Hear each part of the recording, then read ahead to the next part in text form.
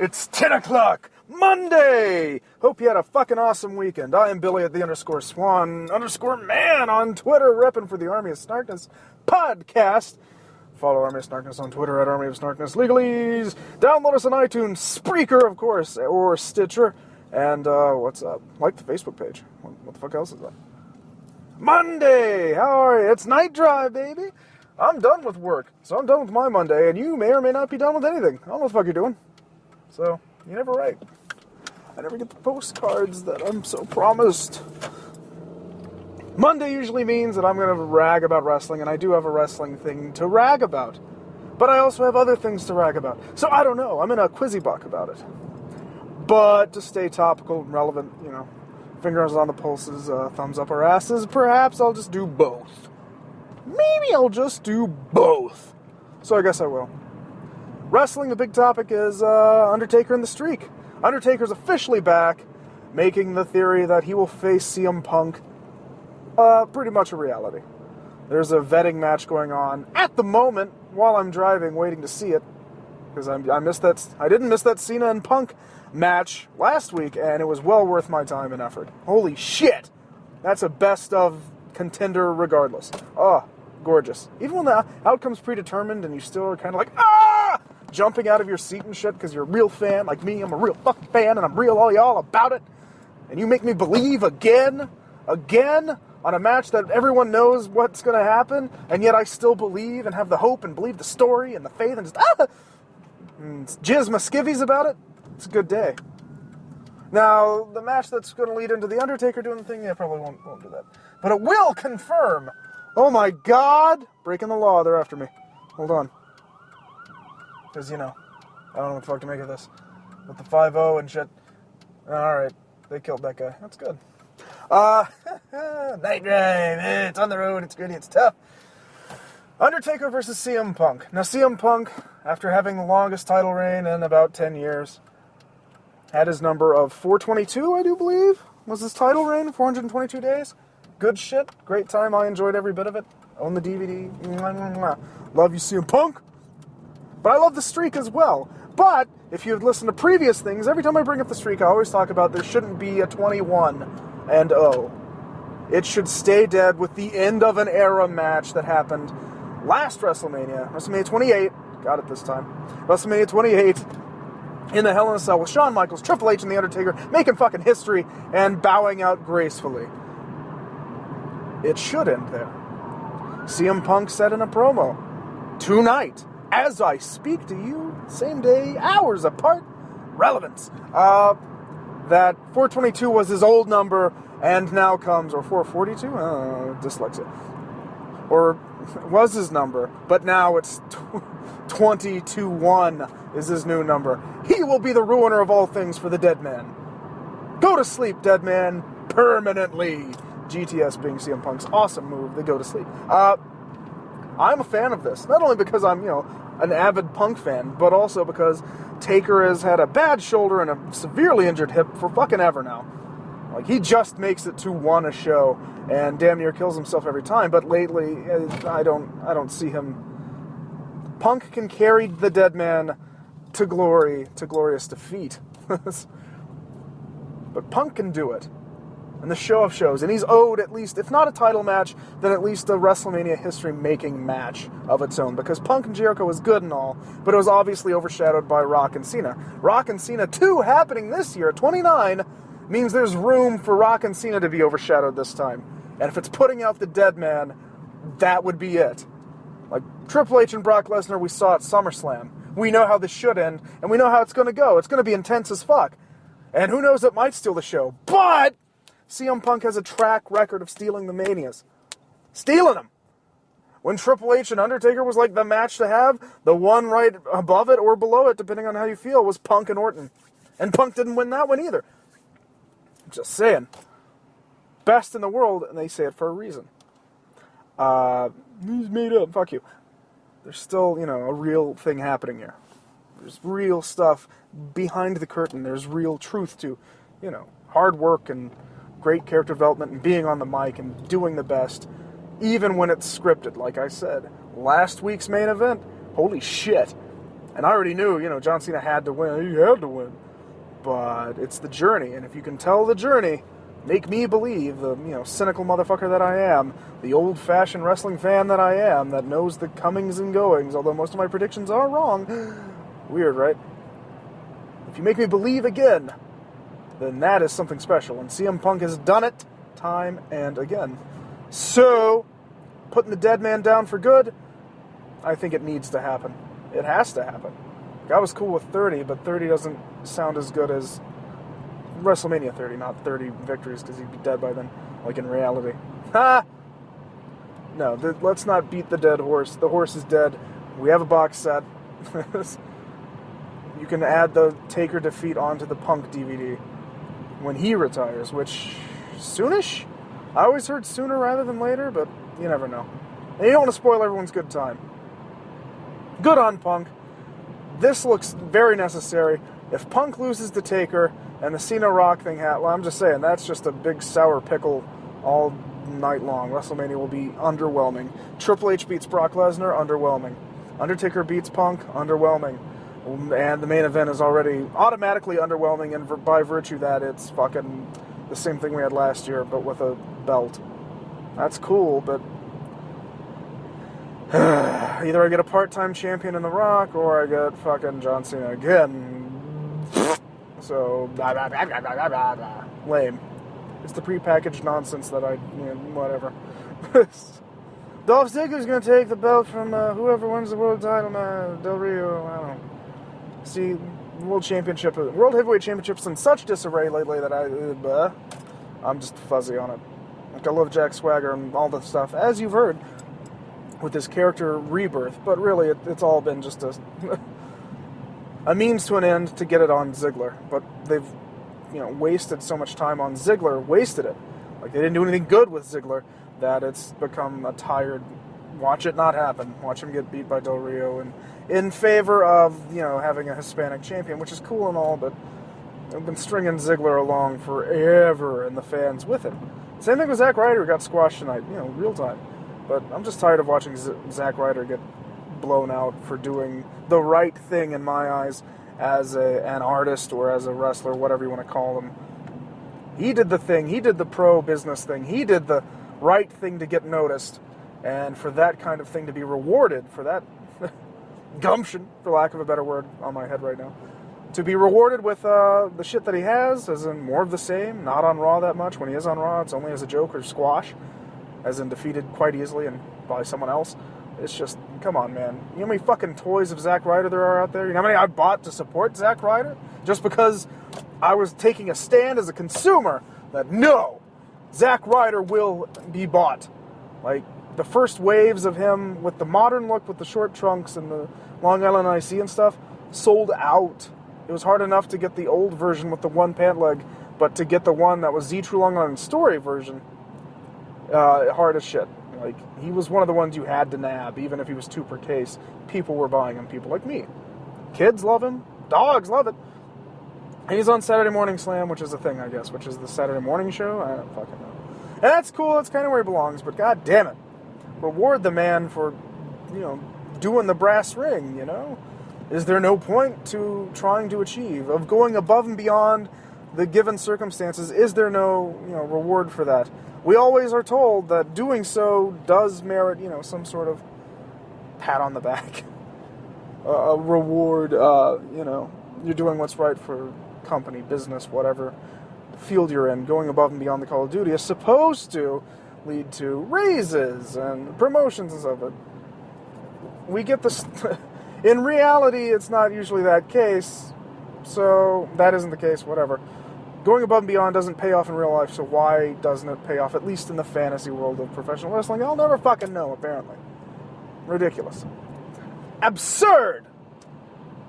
Nah, being hungry, not worth it. Undertaker. You gotta lose, baby.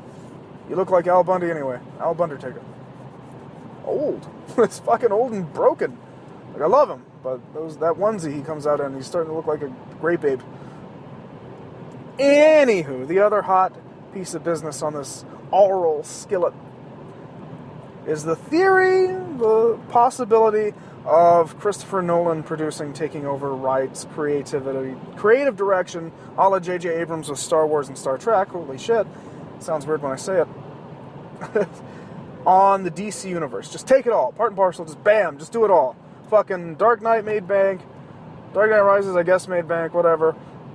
Snyder's Superman, he produced. So just do that shit with everything so we can get a Justice League film out there eventually with some kind of goddamn momentum. With some gravitas. With something that people would say. I'm down with him being the producer. Especially since the choice of Snyder on Superman. But I take, and you should know, I take great issue with him, quote-unquote, saving the Batman universe. Because, yeah, he made 3 films that did okay, but those aren't... Hey, man, only one of them do I give a shit about. Guess which one? The one everyone gives a shit about. Dark Knight. There you go. That's it. The other 2, kind of goofy in their own weird, convoluted Chris Nolan way. He makes complex stories. And it's like, well, he makes complicated stories that are actually just getting in the way of themselves. Like, ooh, giant bomb. That's been the MacGuffin. Shit exploding's been the MacGuffin for all 3 Batman films. It's always been a race against the clock for a bomb. In case you didn't fucking notice.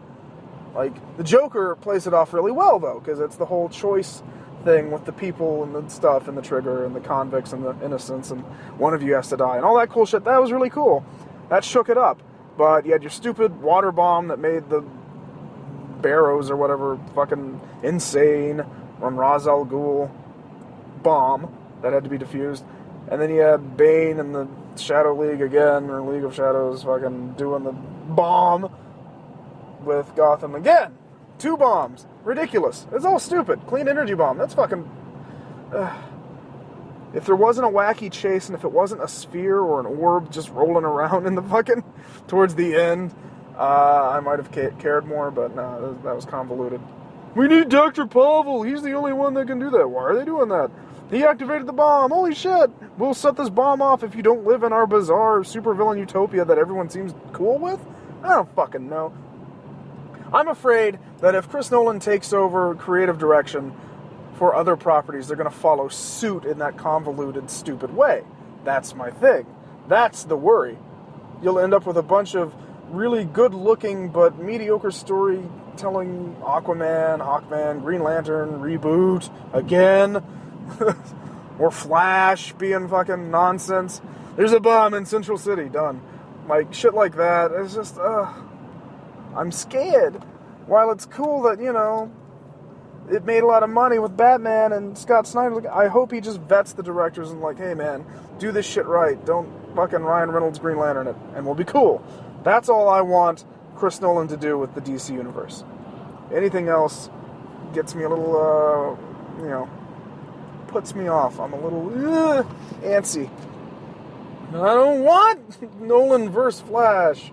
I don't want Nolanverse whatever, you know. I don't want Nolanverse Wonder Woman, for the love of God, please. No! Hera, save us. I don't want Nolanverse Wonder Woman. It sounds bad just thinking about it, because it won't be bad on its face. That's the thing. People are like, oh, it's so deep and new and cool. But if you pay attention to the story, it's going to be all bullshit and lame. Boo. At least, see, that's the thing. Marvel movies aren't deep and they have depth. Fuck you. They're fun Marvel films, though. They create their own world. Captain America is different from Thor. And yet they share... I don't disbelieve that their universe is the same. Because fucking you see the Jotunheim... motherfucking Bifrost and shit when the cube is on Earth, you know, cosmic cube. But yeah, there's that similarity, but also it's the way people act and the way that things are made around them and the world they live in. I believe in the Marvel Universe because it's been built this way. Iron Man gave it, you know, the dirty, you know, dirt that laid down the ground floor. But it didn't act like, oh, look at all this wacky shit. No, Iron Man was the one that made you believe that there could be a man of iron. However, with characters from Iron Man, at least characters that were introduced in Iron Man, going into these other films and laying the, you know, building onto that groundwork with the expanded universe, that there could be these things in a plausible way. The Captain America bit, the Thor bit, of course the Hulk bit. I liked the Ed Norton Hulk I liked it a lot, but whatever. My opinion doesn't matter. Fuck you, you're listening to it. That's it. You see where I'm going? It was a step that took like 7 years or something to accomplish. We were building it, getting it up there. It might have been 5. I don't know. I'm overshooting on that. But it was all within a kind of lighthearted kind of thing, and no one lost their tone. Captain America didn't lose his tone from his film, and Thor didn't lose his tone from his, and so on. Hulk was a little different, but Hulk's best served on his own. I'm concerned that a Nolanverse thing would be rushed and tedious. It's so serious. Also, I don't see how Scott Snyder, just from the trailer, Scott Snyder's Superman can live in a world, I guess, with a Batman. I mean, I'm sure, it's so realistic. That's the thing, though. Batman wasn't that realistic. There's a League of fucking Shadows, and fucking Gotham City was taken over by a madman for like 3 fucking months. And the police were in the sewers, and it was ridiculous. So if you want to take it from there, then I guess it's possible. But they got a lot of catch-up to play, and I don't know, man. They got a lot of catching up to do. Speaking of superheroes, the image for the new Spider-Man costume looks exactly like the old Spider-Man costume / Spider-Man. It looks like fucking Spider-Man. At no point is Spider-Man's costume ever been like, oh my god, that's weird and different. No, it's always been like, yeah, Spider-Man. Still just Spider-Man. He's got white lenses. Why were they gold in the front? I didn't watch Amazing Spider-Man because, you know, I'm employed. I wanted to see something different with my ticket money. Oh, but he really crushes on Emma Stone. Like, fuck Emma Stone, man. I'm so tired of Emma Stone already. She's not Kat Dennings. And if she's not Kat Dennings, she can kiss my ass. Kat Dennings. Just gonna get me in trouble. That film is overcrowded. Like, sure, he has a Spider-Man costume. And we got a fucking Chris Cooper as Norman Osborn. Awesome. And Paul Giamatti as the Rhino. Confusing. And Jamie Foxx as Electro. Smooth. But, because that's how we do things. We do it smooth. He does it smooth, yo.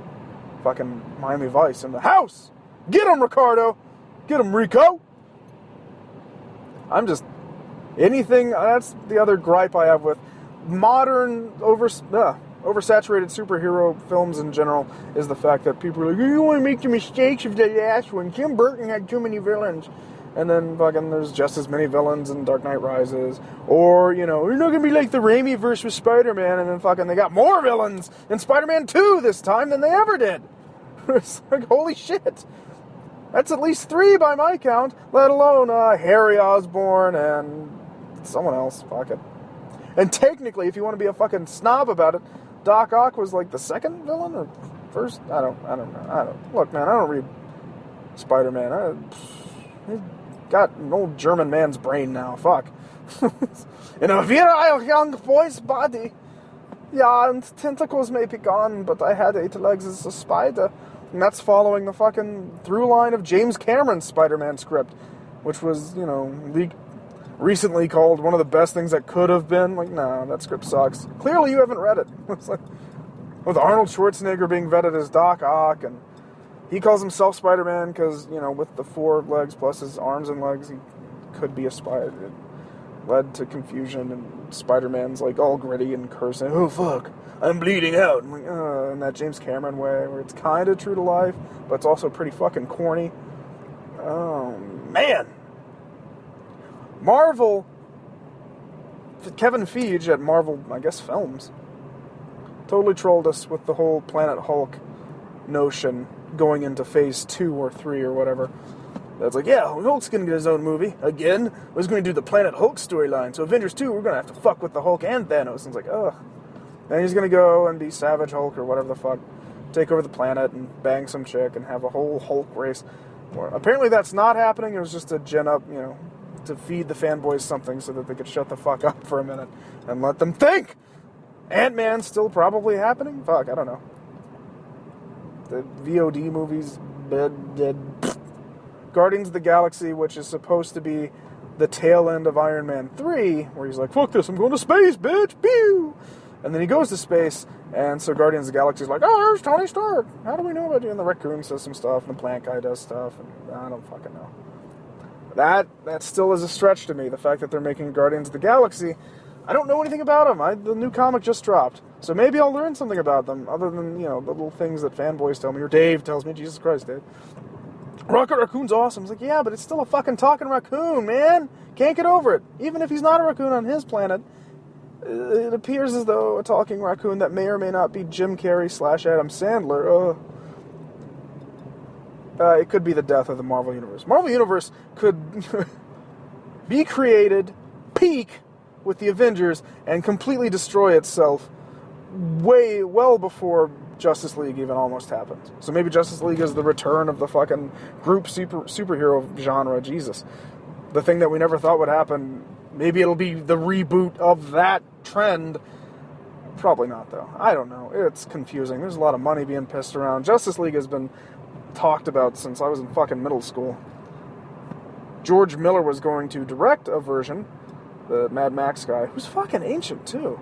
But he has a whole interesting catalog of, a body of work that is fascinating and diverse. And Australian. Because he's Australian. I'm not going to do that. Shit! But that's it for today. I've made it home. Hope you enjoyed listening. Be sure to drop me a line at @the_swan_man on Twitter or at Army of Snarkness on Twitter. Download all this good stuff on iTunes, Spreaker, or Stitcher. They're all at .com, of course. Like the Facebook page, Army of Snarkness. And we say a fond farewell. Peace!